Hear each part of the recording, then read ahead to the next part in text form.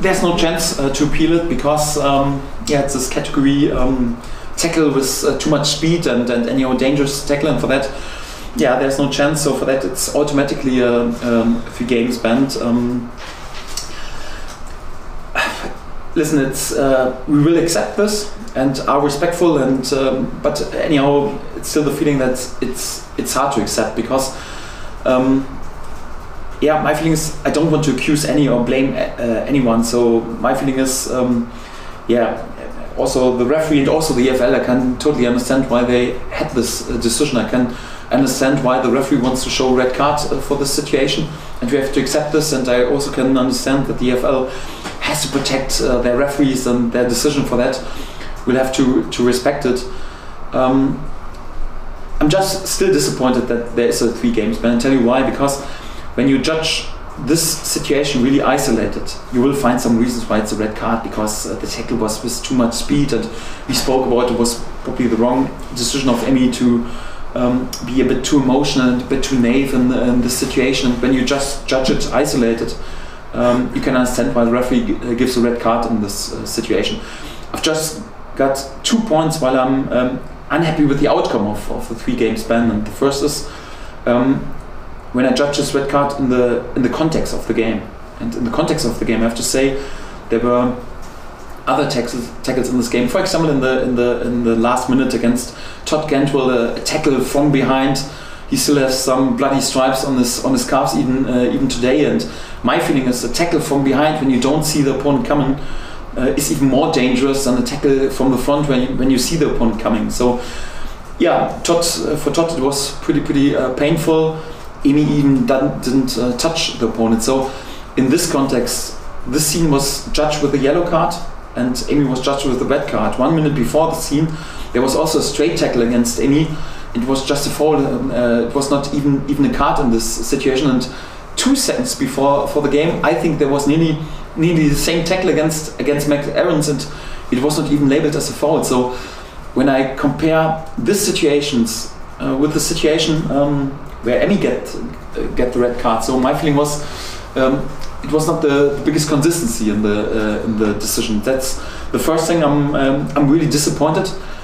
Like I said, I can't understand why, because yeah, it was more like not the decision of the referee, but it was the decision of the linesman. Yeah, and the linesman was standing in front of 1,000 QPR fans. And all the QPR players, even the goalkeeper, were coming out of his goal and trying to make even a bit more out of the situation.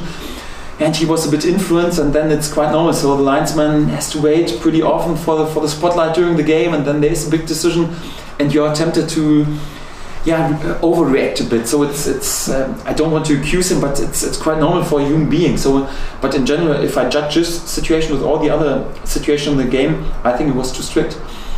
And the second thing is also the outcome, and I think this is also a sign that in general perhaps we have to talk if it's really right to just categorize some fouls in a special category and you have to automatically ban. So it's more like, my feeling is in different countries do it in a different way. It's more like a group of experts is coming together, and then to speak about the situation and also to regard the circumstances, regard the whole situation, regard some other things in order to find a fair outcome. So for me, to ban him for 3 games is not the fair outcome, because if you judge it, it's more like, did he touch the opponent? No. Was there an injury?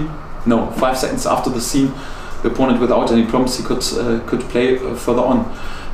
Was it the decision of the referee? No, it was the decision of the linesman. Was he influenced? Probably yes, because 1,000 QPR fans were behind him. The whole team of QPR was trying to influence him. Even the goalkeeper was 18 yards out of his goal and tried to influence him.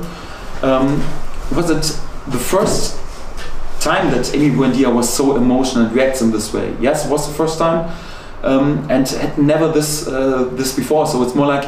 And also, how was the game? Was he provoked? Yes, of course he was provoked, because before there was even the same tackle against him, and 2 seconds before same. So when you got all these points, my feeling is then the 3 game ban against him is too harsh, and put the Norwich City or the Leeds or the Sheffield or the West Brom glasses a bit to the side. So my feeling is, if you love football, then you have a problem with this decision, because I tell you what, during the whole season I had to substitute Emi Buendia 3 times because of injury. 3 times because of injury after a foul. 2 times already after a few minutes. And the 3rd time in the second half. And 2 times you've got this intention. There was an intentional foul against him to take him out of the game, and it was not judged with a yellow card. And this, it was not judged with a card. And in this moment, it's more like, yeah, because the referee gave a foul, there's no chance. Although the player is injured, he's not allowed to play anymore because of this injury. To ban a player because he got or just a yellow card or just a free kick. And my player in this situation is banned, and I think everyone would expect that this is really too harsh. So it's more like, because of fouls, 1 foul of him and 3 fouls against him, this player, who really, you have to love him if you love football, misses 6 matches on this level. And my feeling is it's not the fair outcome. And it's also like, my feeling is, of course, when you are there was a mistake and it was too emotional, the situation of Emi, yes, then you have to be punished. But my feeling is, he was already punished with seeing a red card, with being not allowed to finish a game, with being labeled as naive and making a mistake and being too emotional. We were already punished because, yeah, when you see a red card after 70 minutes, yeah, it's also difficult to win the game. So because you're an underload, everything could happen again. So we handled it in a good way, but we had to invest anyhow even more. My feeling is, to play right now the last 3 games without him is also harsh against us and in general. For example, when you are there with a mistake, you have to be punished, but it has to be balanced and it has to be fair.